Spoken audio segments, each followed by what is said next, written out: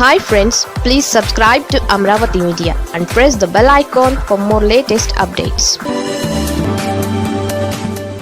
చంద్రబాబు ఇంటికి మోడీ తెర వెనుక ఇంత జరిగిందా?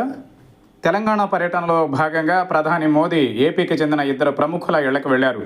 AP CM Chandrababu, deputy CM Pawan Kalyan ఇళ్లకు మోదీ వెళ్లడం, అక్కడ వారితో ఆయన గడిపిన తీరుపై టీడీపీ అనుకూల మీడియా ఆకాశమే హద్దుగా కథనాలు రాయడం తెలిసిందే. అయితే చంద్రబాబు ఇంటికి మోదీ వెళ్లడం వెనుక అసలేం జరిగిందో ఆసక్తికర విషయాలు వెలుగు చూస్తున్నాయి.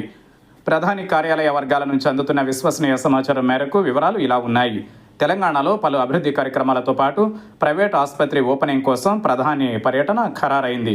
అయితే డిప్యూటీ సీఎం పవన్ కళ్యాణ్ ముక్కుకు సర్జరీ కావడం, ప్రధాని మోదీ ఫోన్లో ఆయన్ను పరామర్శించడం తెలిసిందే. హైదరాబాద్కు తానే స్వయంగా వెళుతున్న నేపథ్యంలో పవన్ కళ్యాణ్ను పరామర్శిస్తారని ప్రధాని కార్యాలయం సమాచారం అందించింది. అందుకే హైదరాబాద్లో ప్రధాని పర్యటన షెడ్యూల్లో మొదట డిప్యూటీ సీఎం ఇంటికెళ్లేది మాత్రమే ఉంది.